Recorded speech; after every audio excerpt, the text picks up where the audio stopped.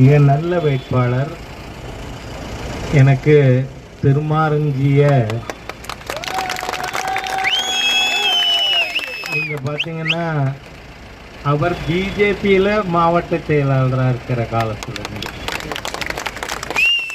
அவர் பிஜேபியில் இருந்தார். இப்போ நம்ம கூட்டணியில் ஒரு கட்சியினுடைய அங்கமாக இருக்கிறார். அந்த அளவிற்கு மிக சிறப்பாக கொள்கை ரீதியாக மாறாதவர். அதுதான் முக்கியம். காரணம் இந்த செந்தில் பாலாஜிய இவர் என்னன்னு பேசினாரு? ஸ்டாலின் 10 ரூபா பாலாஜிக்கு முன்னாடியே இவரை மாதிரி கேவலமான நபர் யாராவது உண்டா? அந்த கேவலமான நபர் உங்க மந்திரி சபையில் மந்திரி.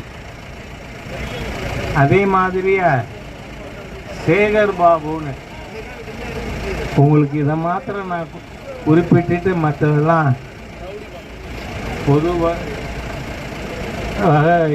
எல்லாரும் பேசி கொண்டு இருக்கின்ற விஷயம்தான்.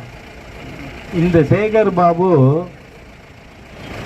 ஒரு முறை சட்டமன்றத்தில் திரு காளிமுத்து அவர்கள் சபாநாயகராக இருக்கார்.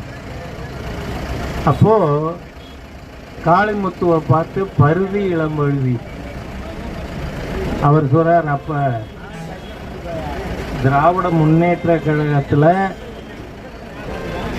நான் எம்எல்ஏயா இருக்கேன்னு சொல்லிக்க பயந்து ராஜினாமா பண்ணவர் கருணாநிதி. நீங்கள் கருணாநிதி மாதிரியா பயந்தாங்கொள்ளி பயந்து ஓடின நபர் யாரும் பார்க்க முடியாது. ஆக அந்த சேகர் பாபு அம்மாக்கு தன்னோட பிரசன்ஸை காட்டணும். நான் சட்டமன்றத்தில் அம்மாக்காக குரல் கொடுக்குறாராம். அதுக்காக நீங்கள் சட்டமன்ற குறிப்பிலேருந்து எடுத்தாலும் கேட்ட 234 பேரில் நான் ஒரு ஆள் இல்லையா? அப்போது சேகர் பாபு